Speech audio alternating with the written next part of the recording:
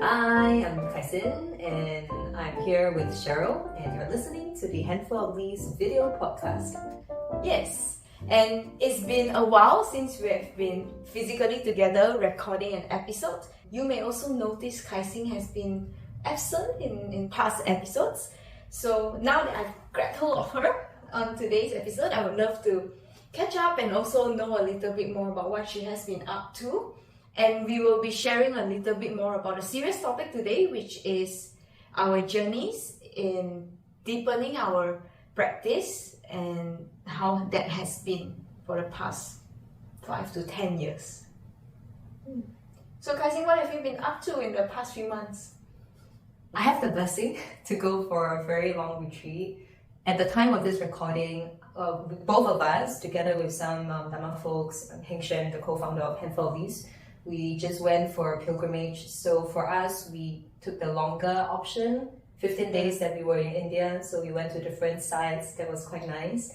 And prior to that, I was in North California in a hermitage with the nuns. And I spent about a month and 1 week there, just serving the community. Yeah, so it was quite nice. Yeah, and I thought it was quite cool. We kind of had a similar experience because I was also doing self-retreat in Thailand for about 2 months. And I thought it could be appropriate for us to come and share our experiences and reflect on how deepening our practice through these long-term retreats actually impact our lives as practitioners. I'm curious, Kai Xin, how did you even end up wanting to spend your time on long retreats like this? Well, when you first start off with a retreat and you taste just a little bit of peace, it's hard to not want more. So my first retreat was 9 years ago, and it was a group retreat. Then the second one was in a monastery in Thailand, and I kind of just fell in love with the lifestyle. It also made me ponder, hey, there's something more than material gains. I mean, there's no corporate ladder for me to climb because I run my own company, thankfully. But yeah, it's really more beyond the material gains. And I would say originally it started a little bit with escapism because I'm so stressed with work and I kind of just want to be away and be in my own space. But how it extended to longer and longer is because I really see the benefit of going within. So from escaping reality, it became trying to understand reality, and it has been quite insightful, liberating. I think you brought a very good point about escapism, because recently when I went back to my hometown and I was doing a lot of dana, which is basically giving alms food to the monks because their food is sustained by the lay people's generosity. And I was doing a lot and I was bringing my mom along, and one day she said to me, "You're just escaping reality. You're doing that because you don't want to do other things that you need to do." And I was quite shocked because there was certain truth to it. I think a lot of people's journeys usually start with that. They want to escape some form of pain, they want to escape some form of stress, and then they will turn inwards. But I'm also curious, how did you transition from escaping, wanting to retreat into your own little corner, to turning inward to understanding reality?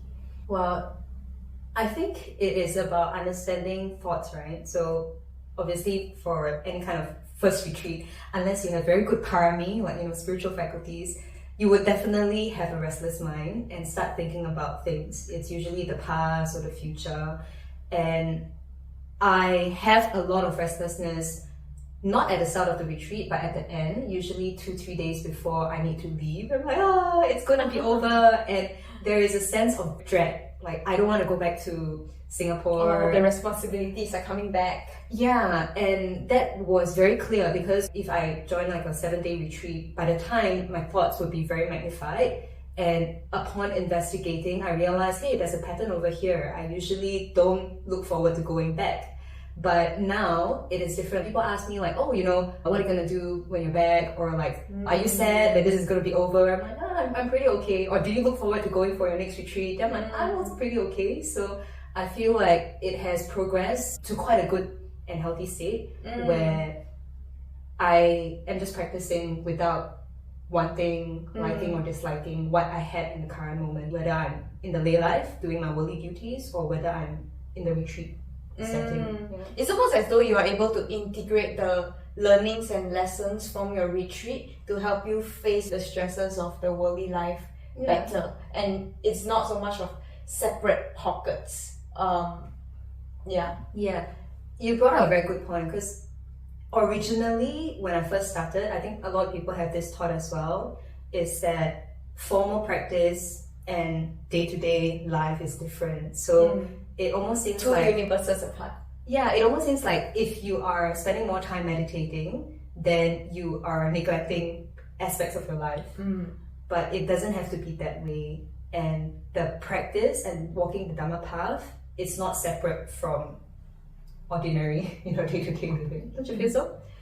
I disagree, because I think right now at this point of my practice, I feel that I have a very deep appreciation for Dhamma and turning inward, so finding a lot more peace and joy inward versus external things.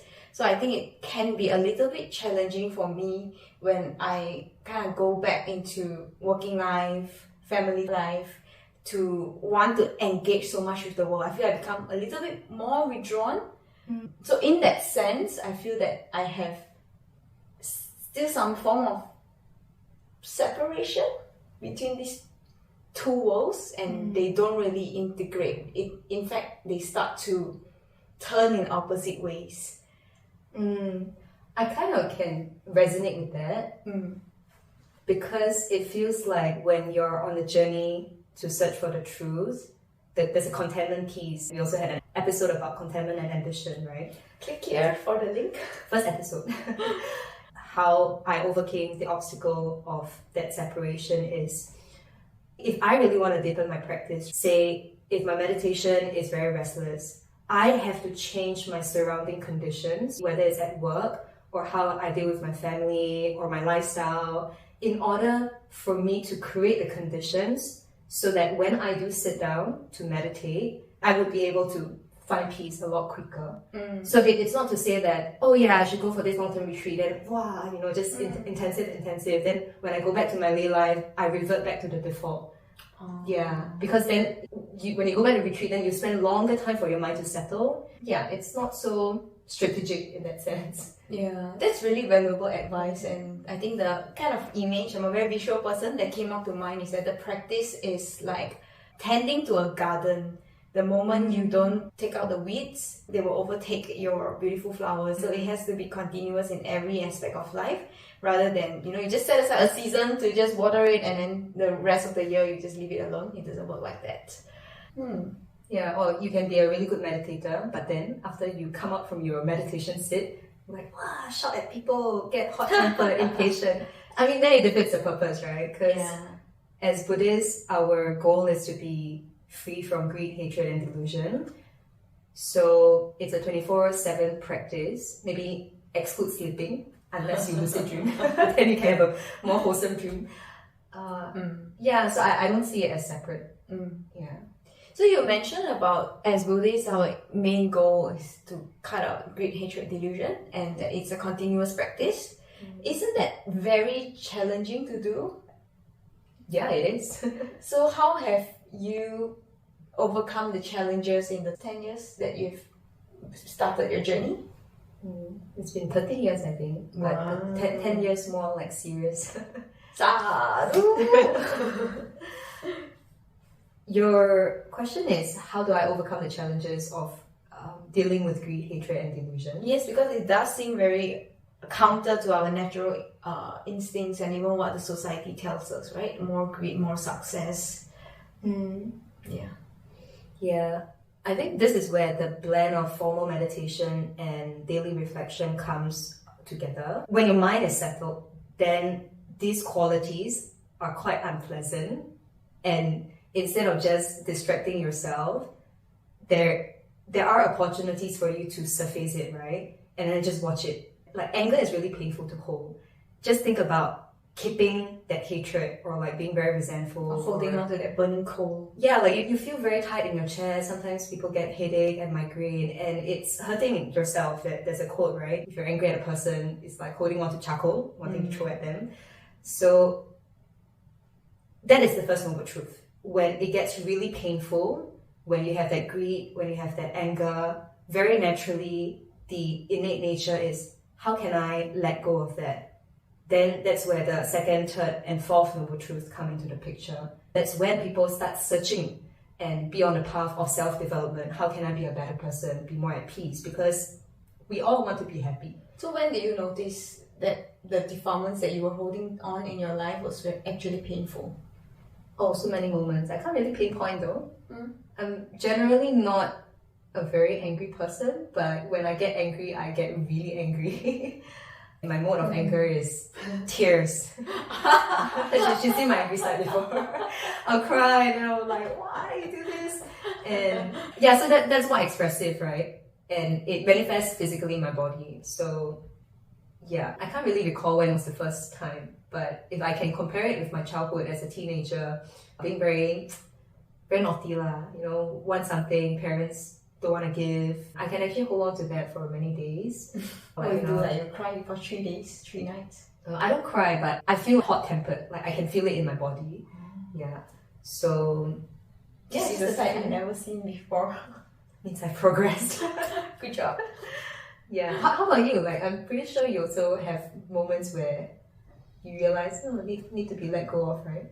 I think you have very little dust in your eyes. My eyes are full of dust. Like eyelashes and mascara. Because it's only in my recent retreats, like the past 1-2 years, that I really realized that, actually there is a lot of pain in holding on to negative habitual tendencies. There's a lot of pain to cling on to attachments, and it's something that I just started realizing, and that continued to spur me on the practice to reflect continuously that, hey, the pleasure, the allure is not worth the drawbacks and the suffering that it can cause. But I'm only starting to kind of see, the magnitude and frequency and intensity of suffering that comes from craving. Yeah. So for a very long time, the dust in my eyes tell me that, the craving and attachments, it's good, it's pleasurable, it leads to nice feelings, nice food, nice whatever. But only recently I realized, if it's really that nice and satisfactory, once you have it, you won't want it again. But every time you have something nice, you always need to have more of it. Yes. Yeah. I'm curious, what changed though? Because you have been on the path for many years as well. But you said only recently that you started to see this more clearly. I think it's the benefits of intensive and consistent practice. You're forced to look at your mind and the activities within the mind. At that point, I started to really see, actually the mind's default state is always very hot, always very heated, always very restless, craving for this, craving for that, and the amount of peace is very little. When I realized that, this is the default state of mind, I realized that, I actually have been suffering maybe 80% of the time. But when I was not consistent, I was not intensive in my practice or intentional, I don't really see the mind as it is, right? I am deluded by fantasies of, wow, how great the future would be if X and X happens, or wow, how wonderful that past experience was.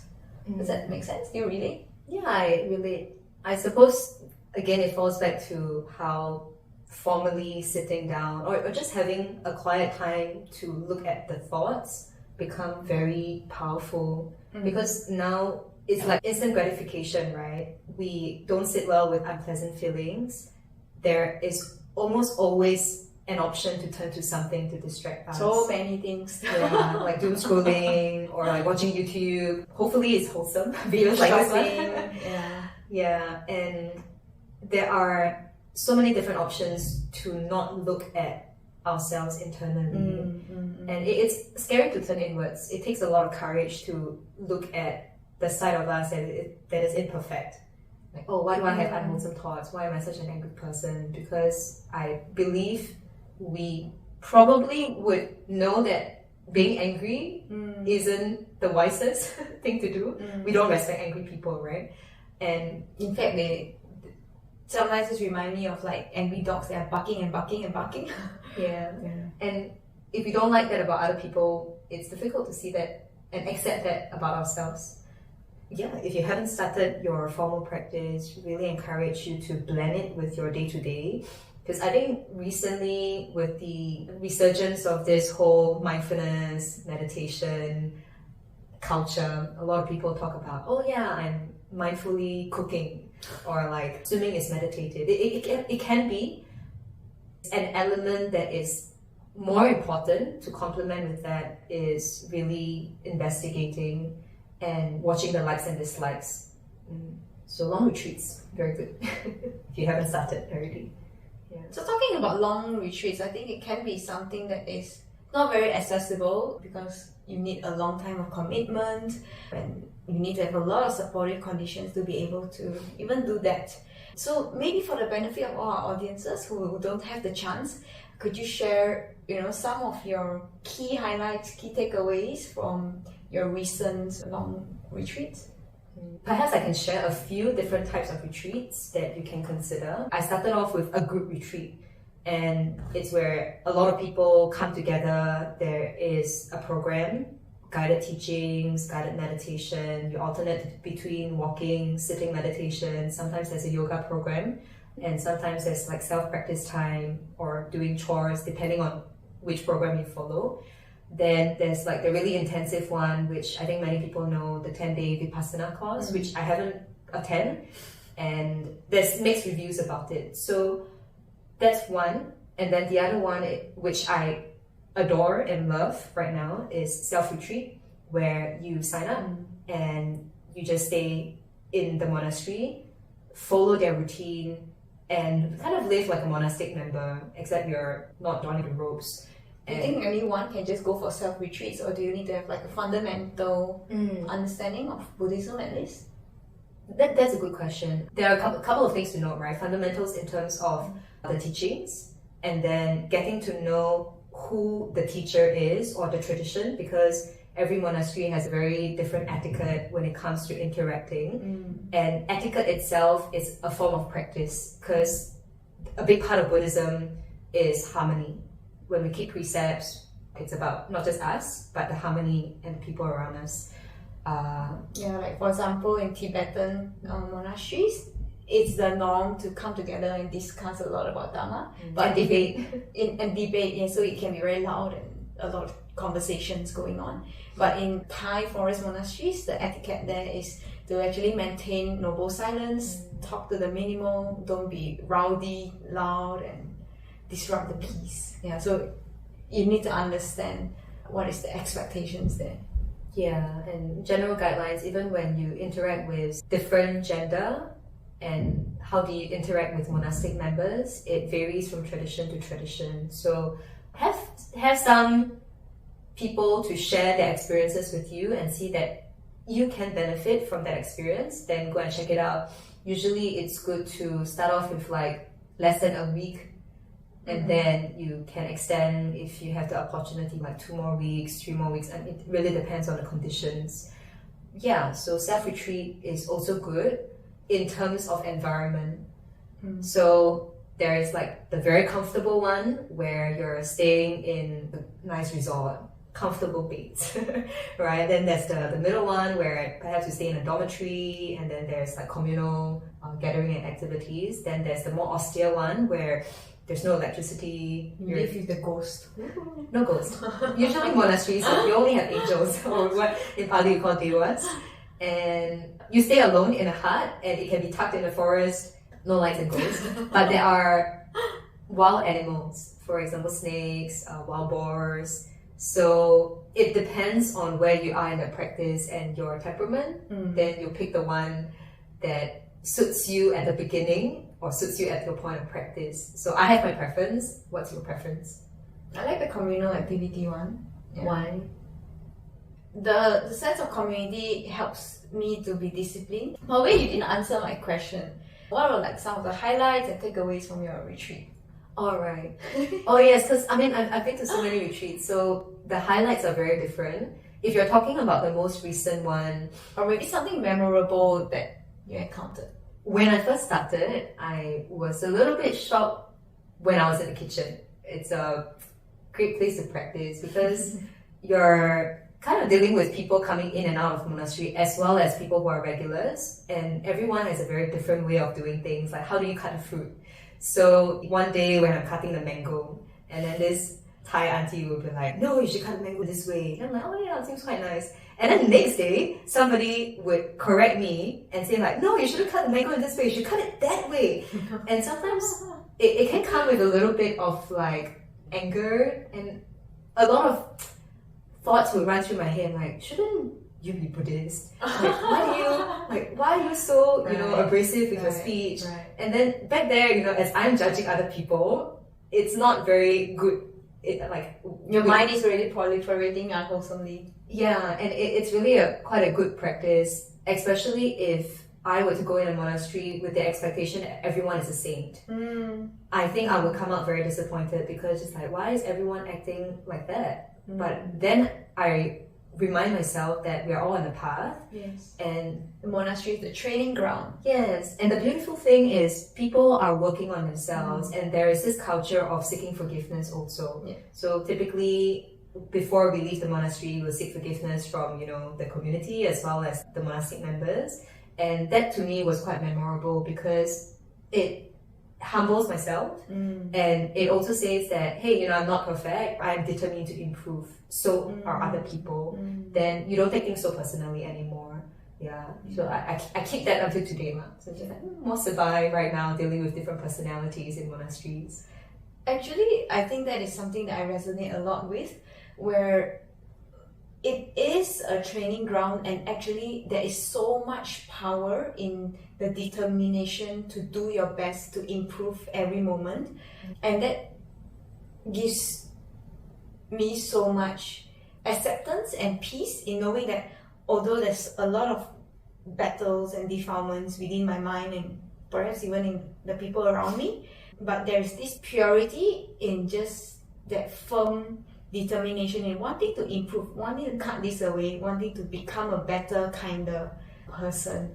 Yeah. And I think it's very effective to recall or to contemplate on why this person that I might be angry with is in the monastery in the first place.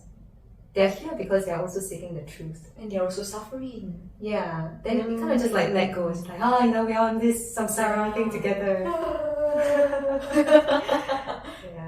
Yeah. And then naturally compassion flows out, right? Yeah, indeed. Yeah. So that's my highlight. Do you have any memorable moments? Like your 2 months retreat? I was thinking for a lot of days that the toilet is my biggest teacher. It's called Ajahn toilet. Ajahn means teacher in Thai. Yeah. And that was because I have a easy tendency to disgust towards disgusting things. And so it became my training place where I forced myself as much as possible to try to clean toilets. And when you clean toilets, for me, a lot of aversion arose. There was a point where I can't, like my mind got so disgusted that I can't really function. That's so bad. Yeah, because I really saw already like unpleasant things. It forced me to look inward to my attachment towards the beauty and attractiveness of body, and the sense of self in terms of me being different from other people, where my hair is tolerable but other people's hair is like, ooh. Your hair is not tolerable when it's in the drain, technically, or in your food. So if it's a toilet that I use all the time, I'll be like, okay, I'm happy to clean it. But if it's somebody else's cubicle, I'll be like, oh, their hair, their whatever. Yeah, so it forces me to really see how likes and dislikes can come on so strongly and how much it burns the mind. A toilet is a toilet, and it is a task that I have to complete, so I really had to work to see how likes and dislikes are irrelevant, because at the end of the day, the things that we dislike will still have to come to us. For example, we have to separate from the loved ones, we have to forsake our youth, our beauty, our health. So it's good training to turn these likes and dislikes into just radio at the back and eventually just focus on the task that is important. When I relate that to of course, the practice. Some days you don't want to practice, some days you just feel like, oh, I'd rather sleep like 3 hours more. But you just gotta do what you want to do, because likes and dislikes are truly irrelevant to a certain extent.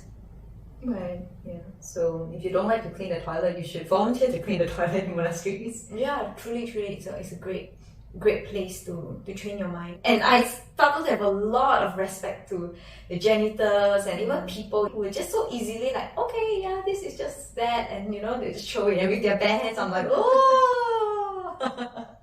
Yeah, I think this is the thing that I like about self-retreat also, because in group retreat setting, everything is organized for you, right? Maybe you have chores and you have to clean the toilet, but during self-retreat, you're forced to actually meet with more circumstances which you don't like, and there are more opportunities for your mind to proliferate. Like, why does the kitchen auntie ask me to work so much? Or like, how come I don't get enough hours? You know, I find myself at the very beginning always wanting to be somewhere else, doing some other things. When I'm in the monastery, it's supposed to be the most peaceful place. Right? Yeah. So it was so profound, because when I'm in Singapore working, I want to be here. But now I'm here, I want to be somewhere else.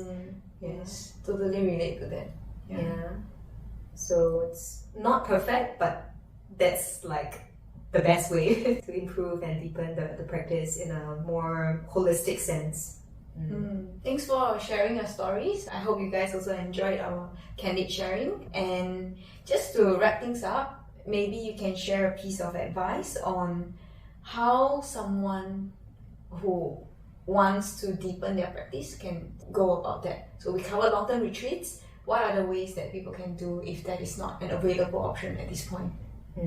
If you haven't already downloaded our Buddhist calendar with observance days, it's actually a good way to start, where you have certain days to remind yourself to either read the scriptures, so that's knowledge, or you can kind of be more strict with your sila. Sila is morality. As Buddhists, we try to keep the 5 precepts, right? No killing, stealing, sexual misconduct, lying, and taking intoxicants that kind of douse our mind. So renewing that, or making the determination to keep that, is important, or even upping the game a little bit by not eating after midday, or not indulging in, you know, luxurious beings. I think the last one is entertainment, beautification, which also makes the mind restless. You can do that. And then there's also the part about panya, which is meditation. So if you haven't already taken a daily meditation practice, you can start. And if you already have, you can maybe sit a little bit longer. There are places in Singapore and Malaysia, centers I believe are open for anyone to just go in and do their solo meditation. Yeah, so I would recommend these 3. And one thing that I would add on is about the power of aspirations. Make the aspirations to meet with favorable teachers, favorable conditions that will allow you to be able to deepen your practice in whatever ways that suit your own inclinations and current status. Yeah, that's great. Yeah, so with that, you can also share with us in the comments how you would like to stay accountable and deepen your practice this year, or you can share with us on Telegram, Instagram, any kind of social media channel. If you've benefited from this, please like, share, and subscribe. And it matters. Yes, it does. And until the next episode, may you stay happy and wise.